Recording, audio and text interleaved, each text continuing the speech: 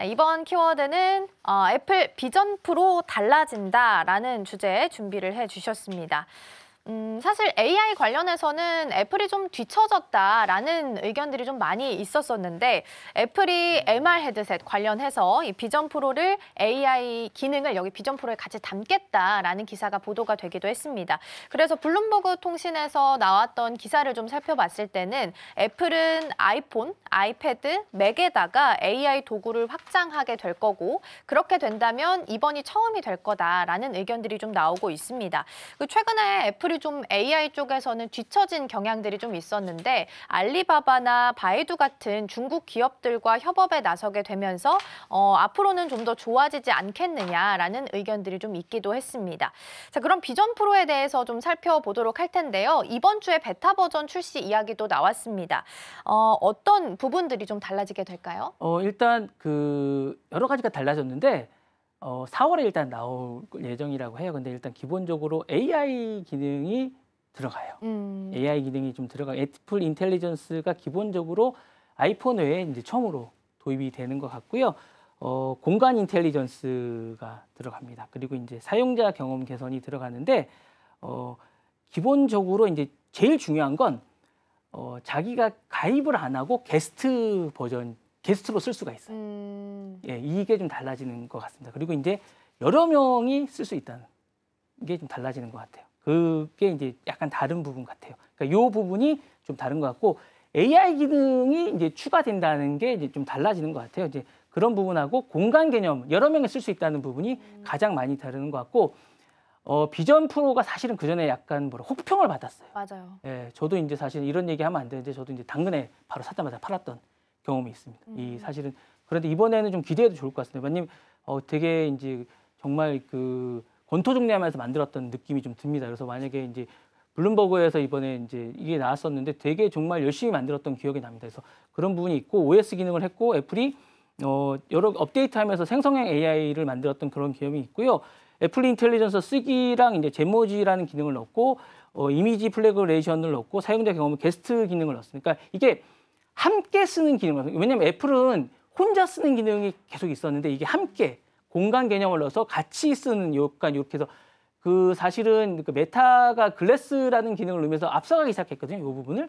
근데 이 부분에 관해서 애플이 함께 같이 쓰는 기능을 넣었으니까 그러니까 혼자 늘 쓰는 기능을 넣었다가 이제 함께 공간의 개념을 만들어서 둘이 뭔가 공간에서 함께 할 수 있는 기능을 만들었어. 그리고 이제 애플은 본인 말고는 쓸 수 없게 하거든요. 근데 이게 본인이 등록을 하지 않아도 게스트가 쓸 수 있게 만들었던 게 약간 특징적입니다. 그러니까 이게 누구나 쓸 수 있게끔 만들었던 게 약간 특징적이라고 할 수 있는 약간 요게 좀 근데 다만 쉬리는 이번에 개편하지 않았습니다. 그래서 요게 약간 특징적이라고 할 수 있고 그런 부분이 약간 특징이라고 할 수 있을 것 같습니다. 예.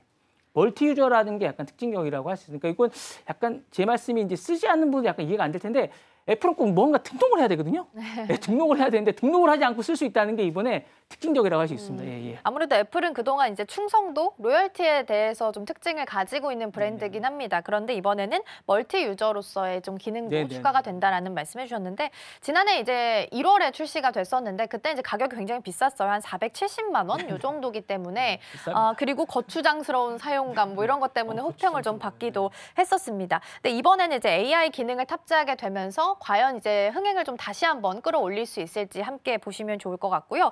애플이 이제 여러 기업들 중에서 중국 기업을 선택을 한 것 같아요. 알리바바도 그렇고 바이두도 그렇고 이제 AI 기술을 위해서 협업을 하겠다라고 이야기를 했는데 중국 기업을 선택한 특별한 이유도 있을까요? 사실은 이제 중국 진출하려면 AI를 이제 따르는 건 안 됩니다. 중국 진출할 때 알리바바를 꼭 해야 돼. 그러니까 원래는 이제 오픈 AI랑 하거든요.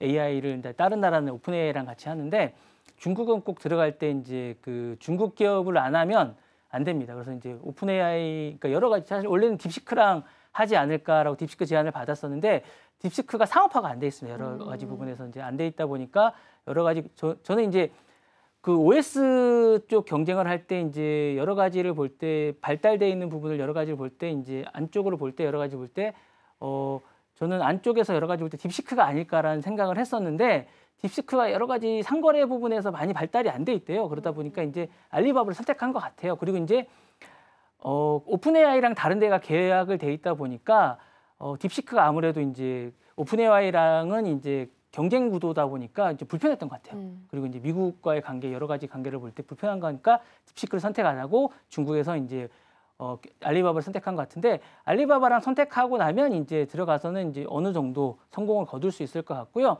그렇게 되면 이제 저는 판매량은 올라갈 것 같아요. 그러니까 저는 사람들이 애플을 걱정하는데 걱정할 게 없는 게 세상 걱정을 하지 말아야 될 게 연예인 걱정과 애플 걱정이라고 해요. 그러니까 걱정하지 할 필요가 없을 것 같아요. 제가 볼 때. 그러니까 걱정 안 하시면 될 것 같고 바로 올라갈 것 같습니다. 그리고 애플은 이렇게 애플의 전략이 뭐냐면 완벽하지 않으면 내놓지 않습니다. 사실은. 그리고 처음에는 좀 이상한 것 같지만 현대차랑 애플은 처음에 좀 이상하지만 쓰다 보면 괜찮은 것 같아요. 그러니까 처음에 딱 나올 때는 좀 이상해요. 현대차도 그렇고 애플도 그렇고. 근데 쓰면 괜찮아요.